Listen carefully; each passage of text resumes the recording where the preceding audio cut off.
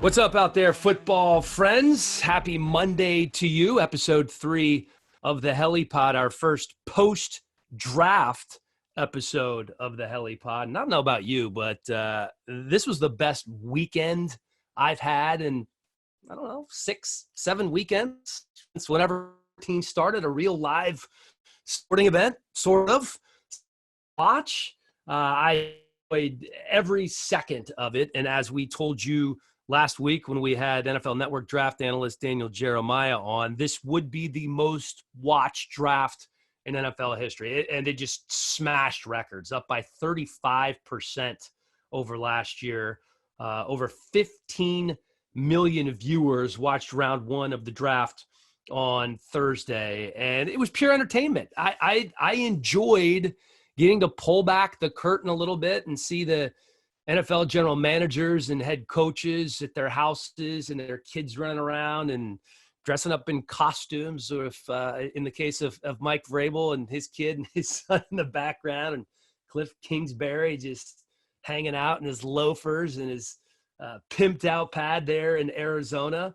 It was great. It was great to have something of substance to focus on in the sporting world. I'm a little bit of a TV nerd here, so I'm going to tell you some of the top metered markets. That's which cities had the most interest in the draft. And man, there are a lot from Ohio. Columbus watched the draft more at a higher rate than folks in Columbus. Came in number 2, and Cincinnati was 5th. Philly was 3rd, and Kansas City was 4th. This is in terms of the number of people from each city who watched the draft. I'm guessing they weren't overly pleased, the Eagles fans in Philadelphia, with their draft there after they passed up on Justin Jefferson. That's something we're going to be talking about with NFL Network analyst Brian Baldinger. He is going to be on the back half of the Helliepod. I'm going to throw some draft numbers out at you before we get going here. 8 wide receivers drafted in the first 35 picks, 36 overall. That ties a record. LSU, that was ridiculous. They had 14 players picked. That's a record. Michigan and Ohio State each had 10. How about the Panthers? They become the first team to ever draft all defensive players. And the Raiders, the first team in 38 years to draft 3 wide receivers in the first 3 rounds. And the greatest conference in college football, the SEC, had 63 of 255 players drafted. 63 of them were from the SEC. That's 1 out of every 4 players came from the Southeastern Conference. Ridiculous. 13 quarterbacks drafted. None by New England. Patriots don't draft a QB. They did sign a couple of rookie free agent quarterbacks in Jamar Smith from Louisiana Tech and Brian Lewerke from Michigan State, but they don't draft one. They were connected to Jordan Love. Some people thought they might make a move for him, or perhaps if Tua or Herbert slid, which of course did not happen. So Jarrett Stidham, Brian Hoyer, and 2 undrafted free agent rookie quarterbacks are what is on the New England Patriots roster right now. The Dolphins get their guy in Tua. They sit tight at 5. They don't have to make a trade or move up. And that's where we get things started, kind of how things went down for the Dolphins with our good buddy Jeff Darlington from ESPN. He kicks off episode 3 of the Helliepod, gives us his take on what we saw with the Dolphins. And Jeff, of course, broke the story of Tom Brady leaving the Patriots and going to the Tampa Bay Buccaneers. He's going to walk us through that process, maybe share some things with us that we didn't know before. And followed by Jeff will be Brian Baldinger. This is episode 3 of the Helliepod. Pumped up to be with you on Monday. We are presented by Viore. As always, let's roll.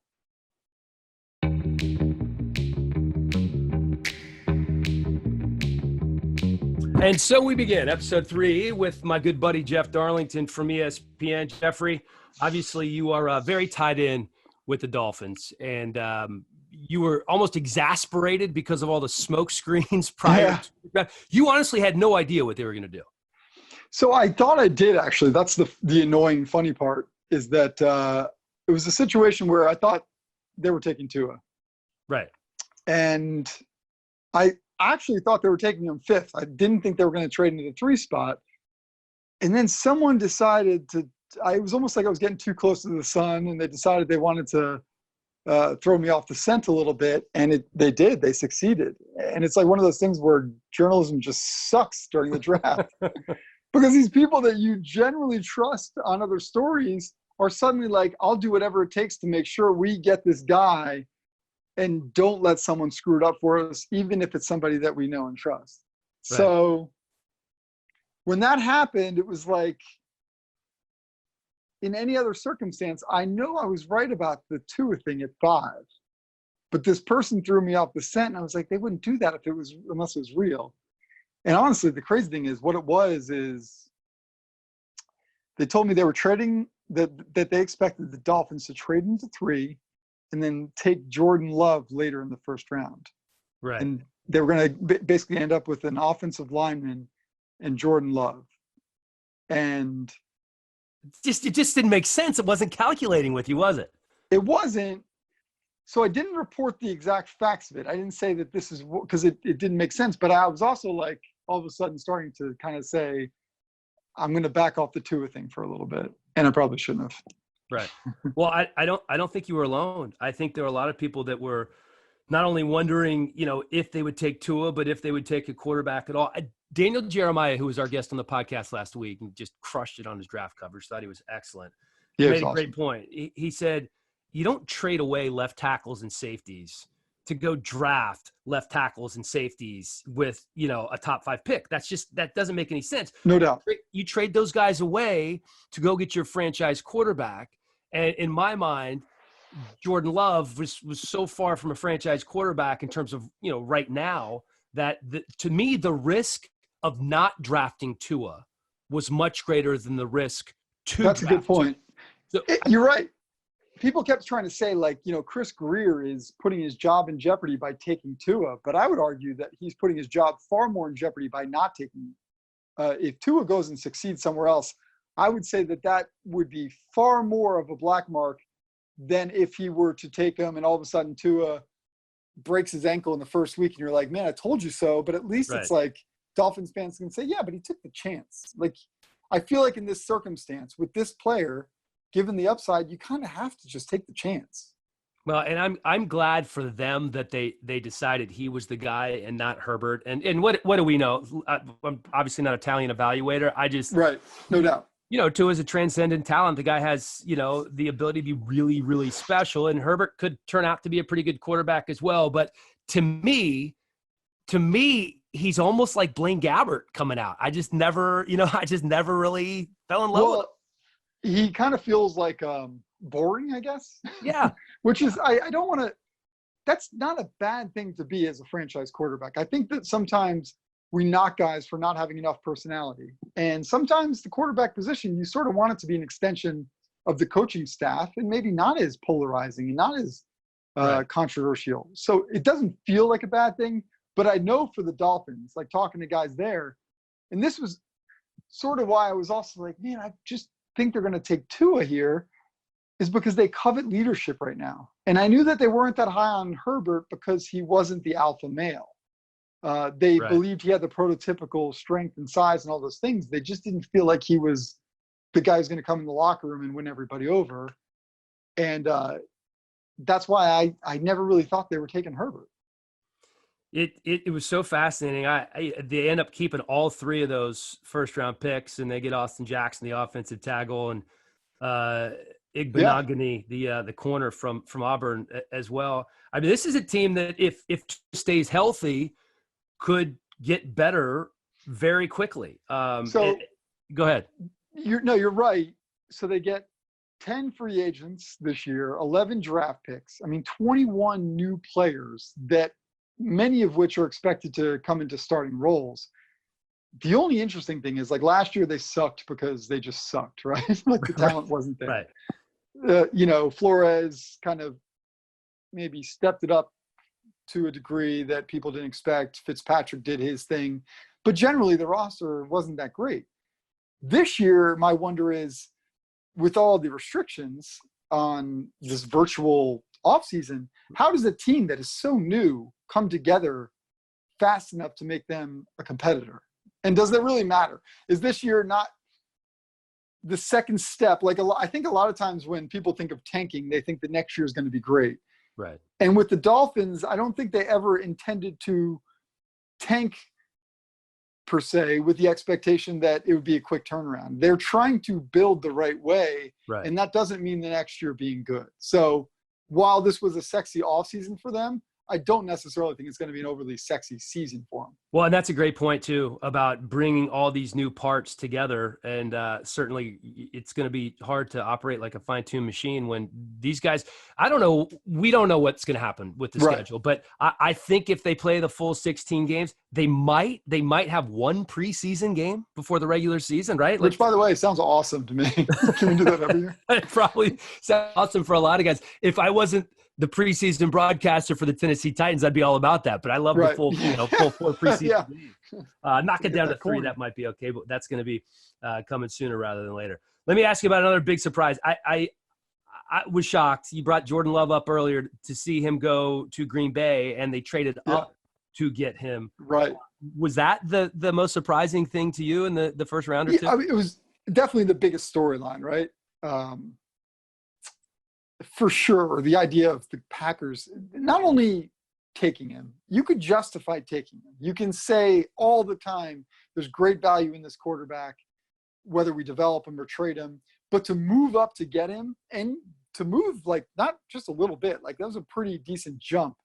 That's when you can't sit there and just say, well, we saw great value on the board when we were picking. It's like, nah, you moved up to get that dude. Right. To that point, though, part of me wonders in the back of my mind if what I was hearing about Jordan Love and the Dolphins, if there was some truth to it somewhere deep within it, to where he was sort of the Daniel Thomas of this year, where teams coveted him maybe more than the rest of us realized. We hear Daniel him. Jones. Yeah, Jordan Love. Right, got you. Is sort of that Daniel Jones sort of figure where we didn't really see it coming, but teams really like him. And maybe that's the case with the Packers. Maybe there were teams that were like, man, this dude's got it. We can get him at this point in the first round. He's our replacement for Aaron Rodgers. We don't have to worry about that down the road. The problem with that is like, okay, let's dig into this one. Because first of all, I do believe you should put weapons around one of the great quarterbacks that we've seen in our time. Absolutely. But at the same time, you pay that guy an exorbitant amount of your salary cap to make people better. Sure. The shortcomings of the rest of the team, right? Sure. Absolutely.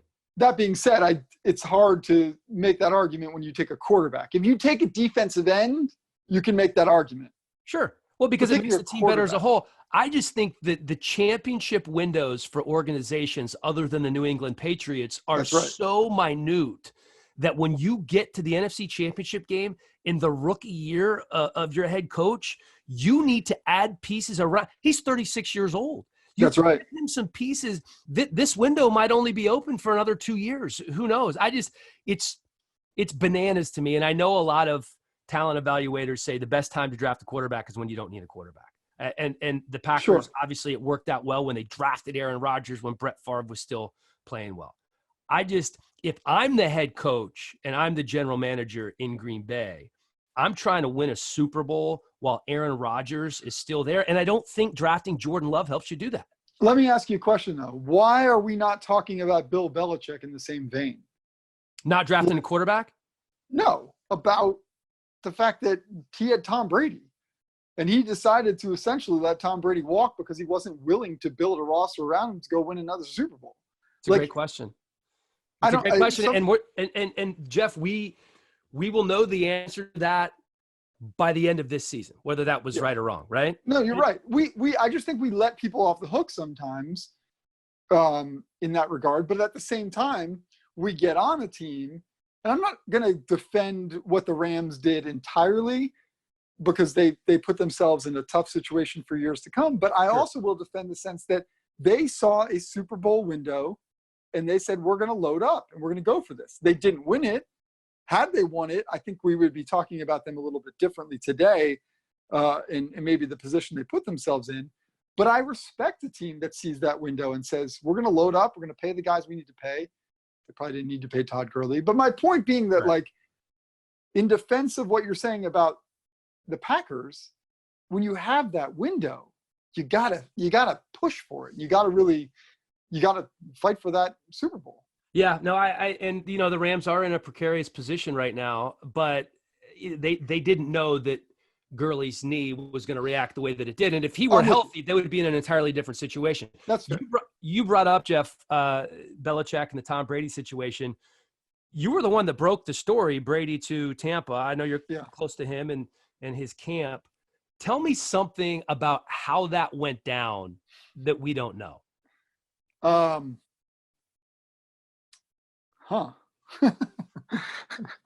mean, I could write a book. I'm sure you could. I'm sure, and some of that you're probably not able to share. But is there something you can share with us that wasn't out there in the mainstream reporting about maybe another team or just kind of how that came together?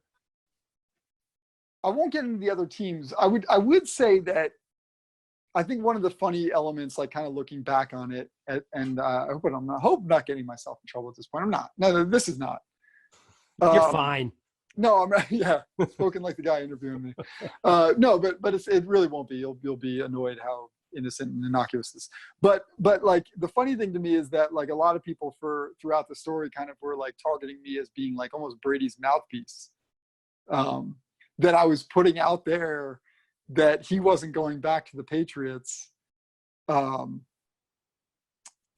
help benefit him, to create leverage, to go back to the Patriots.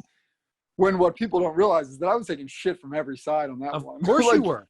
Nobody was really thrilled with me through that period of time. And to be honest, I saw that and I knew how close you were to the situation. So it told me, I said, wow, this is real, because I just had never really been able to picture Tom Brady doing what Montana did and Joe Namath did. And it worked out great for Montana, but not so well for Namath, right? And not so well for a lot of guys. And we don't know how it's going to work out for Brady. I just couldn't picture it. And then when it's the Bucs, when it's a team that's been so bad for so long, it just took me a while to really wrap my head around it. But then I just started thinking about all the keys and clues and how I think just in terms of quality of life now, how much better Tom Brady's life and is. that was, so there was a lot of things, a lot of narratives throughout the story that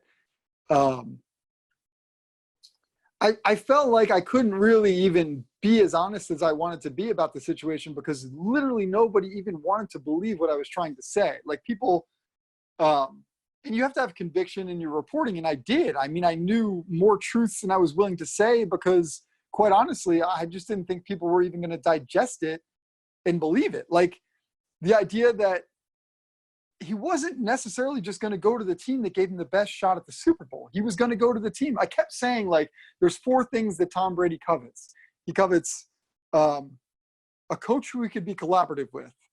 He covets a roster that is not necessarily Super Bowl bound by our current expectations, but that has some shit to it. Right. He covets a warm weather city, which sounded ridiculous to people. And he covets being closer to New York, which people couldn't conceptualize that Tampa was closer to New York than Los Angeles, for instance. Right. But like, I kept saying those things, and people didn't want to digest the reality of that, because when they think of Tom Brady, they think of a guy who just is so competitive and just wants Super Bowls, to the point where they literally were like, you're full of it. Like, that's not true. That's not real. And I'm like, well, no, it is. Like, it is real. And the other dynamic in play there was when I said that I would be shocked that Tom Brady, I'd be shocked if Tom Brady goes back to the Patriots. This is naivety, but I did not expect people to be as shocked by my statement. I didn't realize that that was something that people really had yet to digest, because within Tom Brady's world, that was something that everybody had pretty much accepted at that point. Right. But because Tom Brady is so private and has been for so long. It was something that I guess I just didn't realize that people were not willing to accept yet. And it was crazy, man. It was wild. I thoroughly enjoyed watching it from afar. And when you got that scoop, man, that was awesome. I mean, that's one you're going to remember, right? That's one of those stories that when they're writing the Jeff Darlington biopic, that's going to be one of the chapters. It was crazy too. Just the circumstances at that point. Like I was home, I was in this exact seat, dealing with, we weren't quite in the pandemic mode yet when it broke that he was, I don't think so. Right? No, it was right. It was just starting. Right before. It was just starting. Right. So I kind of knew that he was going to Tampa, and I wanted to go to Tampa, even though Tom wasn't going to be able to travel there. And the building was shut down. So it definitely was. But I wanted to be there, like as a field reporter. I wanted to stand outside that building and report from Tampa. And my boss was like, you can't go. So it was during that time. And I had to do it from my garage and, have your kids. I will never forget, to your point, that month of my life. What did you enjoy the most about watching the draft? Because it was so different. Yeah. What stood out the most? I liked the families, man. Like I know it's cool, funny, right? But the houses. My wife, who couldn't give a shit about the NFL or the draft, doesn't know anybody there, and thinks I'm name dropping when I'm like, oh, there's Kyle Shanahan. Look at his kids. I've known him for 15 years, and she's like, she thinks I'm care. like, right. But she's sitting on the couch, completely engaged with the NFL draft, which she never would be, because she loved the voyeurism of it. She loved like looking in people's houses, and she's like, wow, I thought these coaches made a lot more money. They could afford better furniture. I'm like, they can. They just don't. They don't have any. Like, well, I don't know what's going on there. Well, it was funny. I mean, knowing Vrabel and seeing his son and his son's friend dressed up, and then there was some Magnum PI work that had to be done to figure out what there was some kid on a shitter in the background, which apparently he wasn't. Yeah, that was tremendous. Then Vrabes is spitting out his big chaw into his cup as the camera's on. It was also on brand. Yeah, totally. Kingsbury. Like, and I think that was great. But that was the funny part to me. Like, it almost makes you wish and wonder why these guys are so guarded when the people reacted the exact way that they should have reacted. When Cliff Kingsbury is a player, dude. That guy is like, that's him. That's Cliff. And then the next day, seeing Sean McVay trying to have his background close like his, that's Sean. And Vrabel, that's Vrabel, that's in Flores with his kids there and his phone to Tua. That's Flores. Like, these guys were showing who they are. Adam Gase with his 3 kids.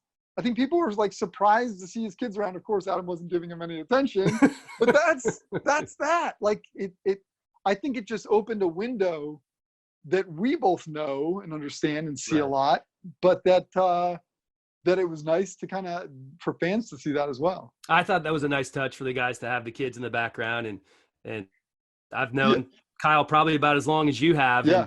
And, to see those kids and his daughter trying to figure out the printer and I was like, I texted Kyle, like, I cannot believe how old your kids have gotten. I know. Like, it's nuts. It's that too, because in our world, to a degree that's not healthy, we're not like all, except the owners' meetings, we're not really around each other's families and stuff. It's like 2 different lives. So, for us, it was fun. For fans, I'm sure it was fun. But, the really funny part was like, you saw like the early draft picks, like Zach Taylor, for instance, who's a total family guy, the Bengals head coach, doesn't have his kids around on the first day.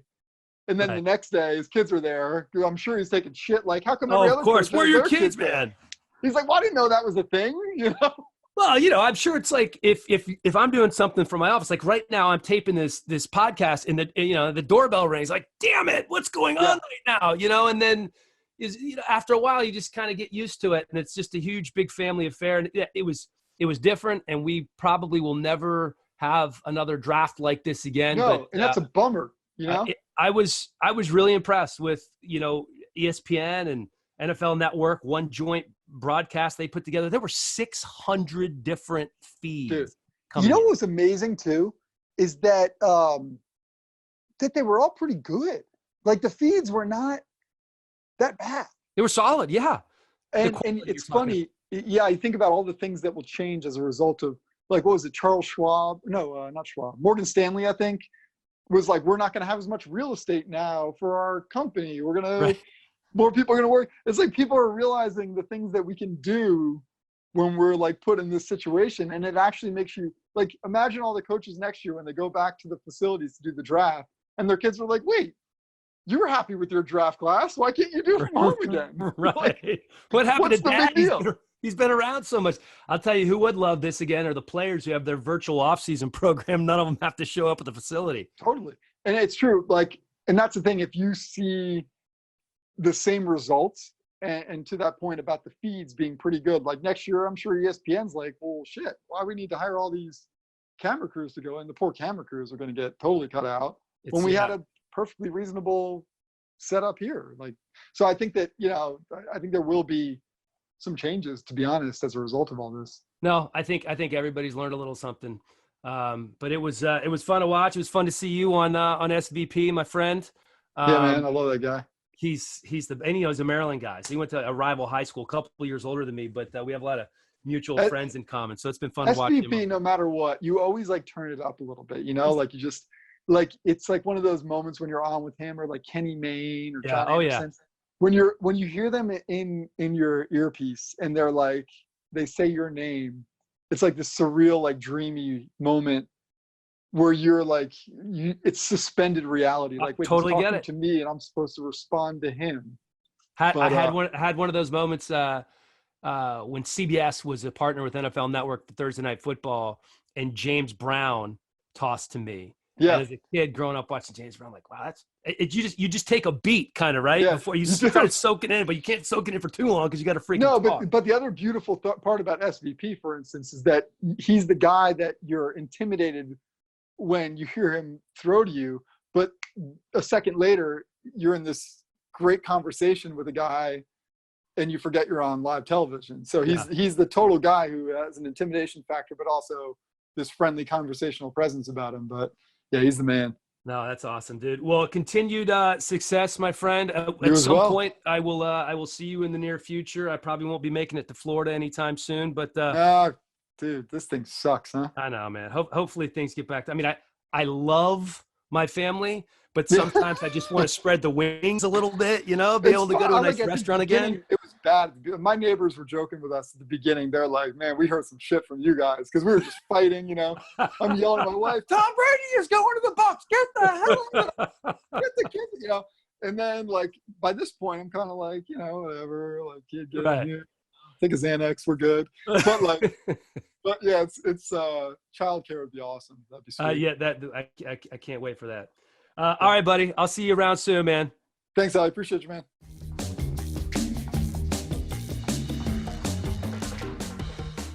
If you've never heard of Vuori, you should have, because these, simply stated, are the most comfortable clothes on the planet. And by the way, they look awesome too. I have been wearing Vuori for about 2.5 years now. Tremendous workout gear. You can wear it to the beach. You can sleep in it. They have great joggers. They have unbelievable shorts. My favorite are the core shorts. They also have a couple of banked shorts, and they make this new pant called the Ponto pant, which is so incredibly comfy. Perfect for all the quarantine time we have to lounge around the house these days. It's vuoriclothing.com/Helliepod. We have created that URL just for you, so you can save 20% off your first order. vuoriclothing.com/Helliepod. That's VUORI clothing.com/Helliepod. Great shirts, unbelievable shorts, joggers, stuff for the ladies as well. Check out vuoriclothing.com. I promise you, you will not be sorry. Back with my buddy Brian Baldinger from really from everywhere. I mean, he's doing radio, it has NFL Network, Baldy's breakdowns on Twitter, just a tremendous follow if you don't follow him already. But if you are a fan of the National Football League, you absolutely know who Brian Baldinger is. Not only did he play, but he has been a fine game analyst and show analyst for quite some time now. Baldy, thanks for joining us, buddy. Yeah, it's my pleasure, Danny. I mean, this is what we always do, right? We build up to the draft, we have the draft, and then we analyze the draft. And in the world that we're in right now, I mean, it never felt better, I'll be honest with you, to sit and watch it, be a part of it in some ways, and now to join you and some other outlets right now just to talk about it because, if I thought things went really well this weekend and under the circumstances. And I think all these teams, they all want to kind of know. And the fans of these teams, they want to know, like, just what happened, how they did. Yeah, I tweeted this out after the draft. Thank you for having the draft. It was the happiest I had been in, 6-7 weeks or so, having something to really follow and to watch. And obviously it was unique because it was the first ever fully virtual draft, and the commissioner is in his, lazy boy kicking back, eating M&Ms, introducing the picks. It was it was fun to watch. It was fun.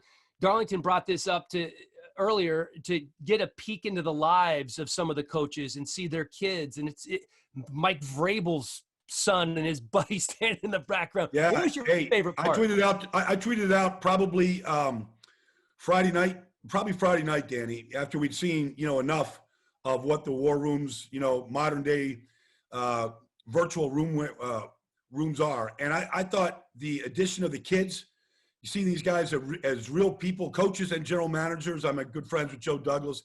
Just see his 3 kids there with him. I thought it was awesome. I loved it. I mean, who doesn't like, Matt Rule's got his 3 kids right there. They're all over him. I really like that aspect of it because it humanized these guys. And I thought they enjoyed it. I thought they thought this is, first of all, they never get a chance to do that this time of the year. Right. In fact, they don't see their families or kids. So I love that aspect of it. And I know the commissioner at the end, Dan, yesterday said, there's some things that they will incorporate going forward. But if they have a way that their kids can be a part of this, I thought it was a great little aspect to it. How on brand, as Darlington said earlier, was the shot of Cliff Kingsbury in his house in front of his pool with his loafers up on the coffee table. It's so Cliff. It's so Cliff. It really is. Like, he's in his own bubble. Yeah. It's a great bubble to be in. I'm here, Cliff Kingsbury, and I think his team's getting a lot better too. So that personified that coach more than any other setting, I thought, all weekend. Did you like that pick, that the Cardinals pick in the first round? I think he would be great anywhere, but the fact that Simmons was able to fall down to them, they got to be pleased with that. I think so. Buda Baker was Pro Bowl safety, and Patrick Peterson, and you had Lecky Fotu from Utah in there, and with Chandler Jones, and you could just see the pieces coming together for a talented defense. And the thing is, if you're playing in that division, Dan, right? So you've got San Francisco twice a year, and you've got George Kittle out there, who seems to be a nightmare for everybody to cover when he's not putting somebody on their ass blocking. Can I say that on your? Yeah, you can say whatever you want, Baldy. You could drop an F-bomb if you want. No, but he has that ability. He has that ability to go cover tight ends, cover slot receivers, come off the edge. I mean, he's got great versatility, and so tight ends seem to be one of those positions that's just tough to match up with. And he might be able to do that the way that he runs and the way that he has shown he can cover.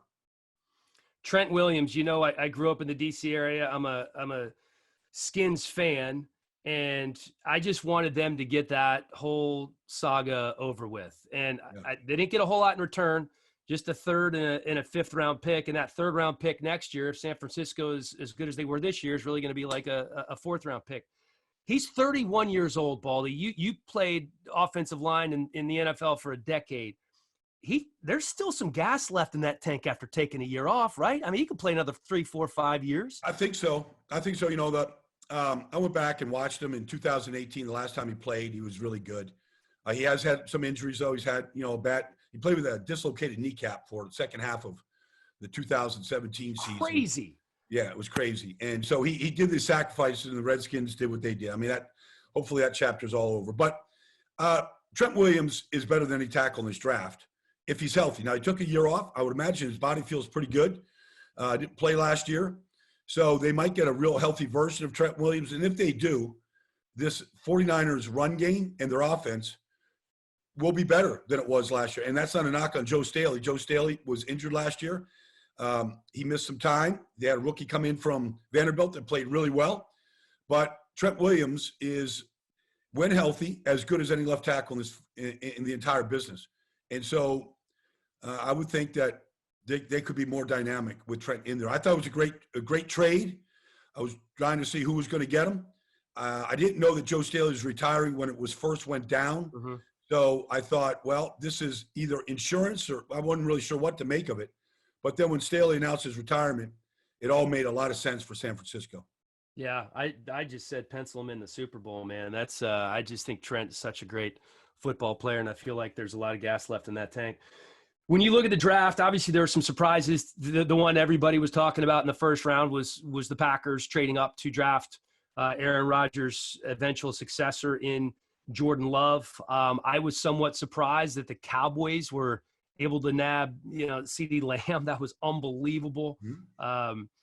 What stood out the most to you in the first couple of days of the draft, Baldy?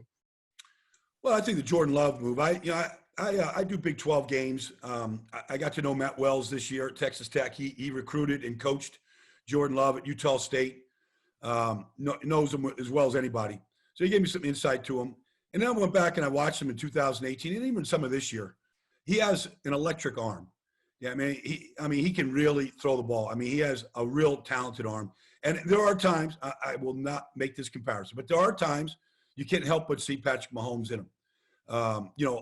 Just off balanced, going to his left, mm-hmm. seeing somebody across the field in the end zone, and he can get it there the way we've seen Mahomes do it for 2 years in a row now. Matt Wells said the best situation that could happen for Jordan Love is if he could sit for a year behind a really good player and learn and be redshirted. Now, I think he's going to get at least that year, but, I mean, he may never see the field. I mean, that's the gamble. I mean, if Aaron Rodgers it plays at anywhere near an elite level, he's not going to see the field unless Green Bay it just wants to move on from Aaron Rodgers at some point. Which, Jordan Love is not Aaron Rodgers. Can he be that? I guess there's room that you could see that with the arm, but I don't know. It just seemed like. They get to an NFC Championship game. The only guy that he trusted in the passing game was Devontae Adams. He's really good. You're absolutely right. I mean, just help the guy out. We always have said that they never give him enough help. It's always out there trying to figure it out after the ball snapped where he's going to go with the ball. And to me, Brian Gutekunst and what they're doing there, I got to question that decision. Yeah, I was a little surprised too. Big fan of Matt LaFleur, known him for a long time since his days with the Redskins. I just thought that I thought it was a mistake. I just think when you have a first-round draft pick and you have the ability to bolster an offense with a guy like Aaron Rodgers and you're that close to getting to the Super Bowl, like let's bring in some more chess pieces here, man. Let's help the guy out a little bit. And obviously they decided that wasn't exactly what they wanted to do. I loved you brought up Texas Tech. One of my guys going into the draft that I talked about a ton was Jordan Brooks, the linebacker from Texas Tech. Man, how fast does that dude get to the ball? He's awesome, Dan. And, when I watched him, and, of course, Matt Wells, had him at Utah State. When I was talking to him about Jordan Brooks, even going back to the first game of the season or the second game of the season in Texas Tech out there in Lubbock, he was saying, my best defensive player plays right guard in the punt team for me. You go back and watch Bobby Wagner. He was my right guard in the punt team. And I'll say it. I said it then. I'll say it now. He's Bobby Wagner. That's what he is. I mean, almost identical measurements, size, speed, almost identical. And then the way that he plays the game and he can find the football. I mean, I think they're getting Bobby Wagner. I think that's what they think in Seattle, and I think that's what they're going to get. They're going to get the clone of Bobby Wagner, and he has been as good as any inside linebacker over the last 8 years. He's been rock solid. He's a quarterback. Yep. He's an awesome player. And I think the same thing about Jordan Brooks. He played, the last month of the season with the shoulder that was just dangling. He didn't play the final game of the season against TCU. He wanted to play. He sat, got the operation, and then came and tested at the combine. After their shoulder surgery, I think he's going to be a rock solid player. And I wasn't surprised. I mean, no offense to Patrick Queen. He did it for a year. Bobby Wagner did it for 3 years. There was just a ton of production. And I know a lot of teams that really liked him, that if he had fallen at the top of the second round, he wasn't getting out of the top of the second round. Yeah. Not at all. Well, I think he landed in a good spot. Certainly they're going to know how to use him. Is there another team that you, when you look back at their draft and you just say they killed it? I mean, these guys absolutely dominated this draft. Well, I mean, look, the Baltimore Ravens. Yeah. They were flawless in what they did. I mean, you just go through the whole thing, whether it's, and it's so classic. Eric DeCosta, who trained under Ozzie, back in the DC area, you just know they just let the draft come to them. Patrick Queen fell to them. Like, they don't screw up that position. Going back to Ray Lewis and C.J. Mosley, they just don't screw it up. I mean, he's a plug and play guy. You just look at them and you go, okay, J.K. Dobbins, he was my number one run back. And what do? They run the football. They ran it for an NFL record yards this year.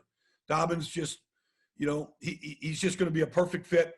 They get Duvernay from Texas, and they get James Prochet, who's one of my favorite players. They get two receivers with highly, highly productive players that run well, catch everything. I mean, depth on the defensive line. Justin Matabike, was easily the third best defensive tackle or fourth best defensive tackle.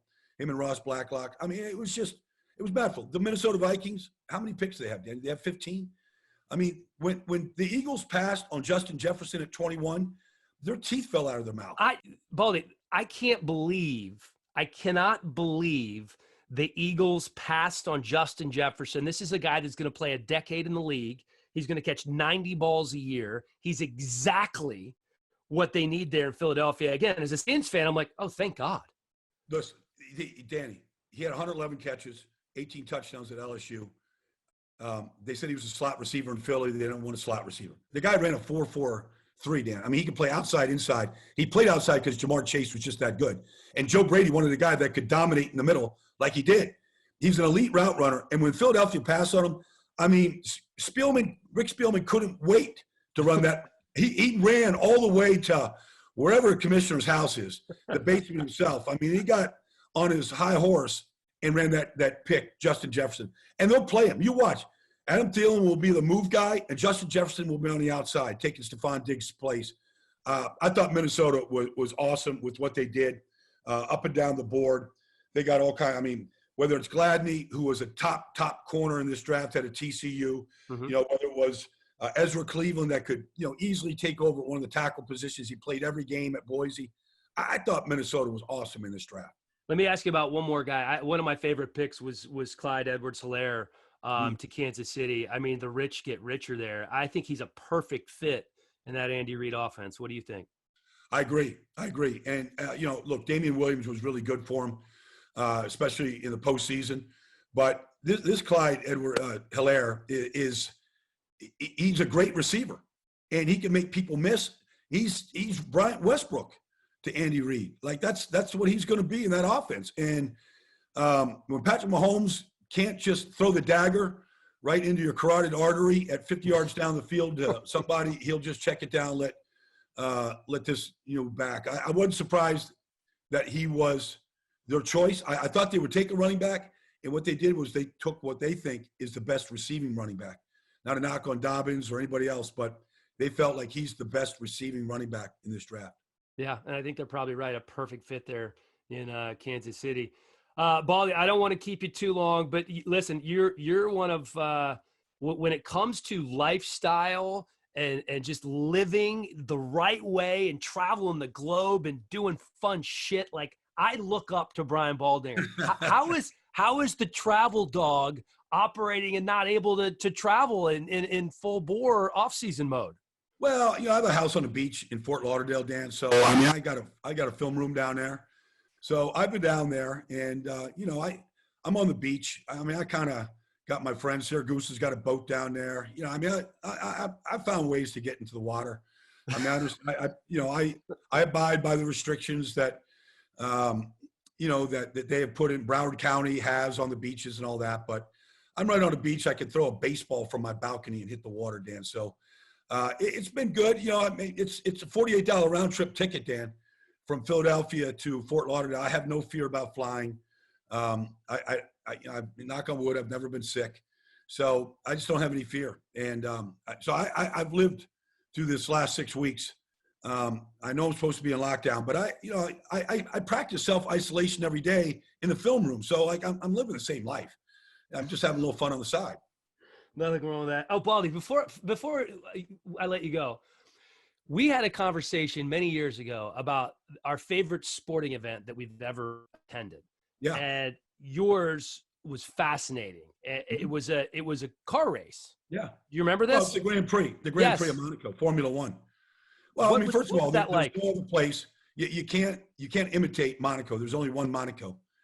And then when you're in Monaco in May, and the greatest car race in the world is in Monaco, the Grand Prix, and the trials and the testing. And then if you're a guest of the Ferrari racing team, and you're on a Club Med boat off the shore in Monaco with helicopter service or boat service to the mainland, and then you see what is attracted by the Grand Prix of Monaco, it makes everything that any man could possibly want, or woman.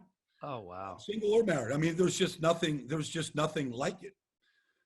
It attracts the best from around the globe to come for the 4 or 5 days. The chance to enjoy it, and I'm going to get back there again. The best of everything. All right, so the Grand Prix of Monaco, what I need to put on my sporting event bucket list. No doubt, no question. Whenever this opens up and we get back to real sporting events, don't miss it. Don't miss it. You will not see anything quite like it. Grand Prix of And Monaco. the sound of those cars racing through the streets of Monaco, you'll never hear that sound again anywhere else. Nothing imitates like that. Almost as sweet as the voice of Brian Baldinger breaking down the NFL draft here on the Helliepod. Yeah. Dude, thank you so much for joining us. I really appreciate the time. Stay safe, but I know you will. You're like the kryptonite to every sickness, man. Like nobody can mess with Baldy. Well, listen, I'm just not going to let anything land on me. But look, Dan, we're teammates for life, man. Once we start sharing those NFL Network, hallways there, we're teammates for life. So whatever I can do to help you out, including getting you on a Ferrari boat in Monaco, let me know. I'll do what I can. But you're the man. All Stay well, my friend. Okay, my pleasure, Danny. You got it. See you, buddy.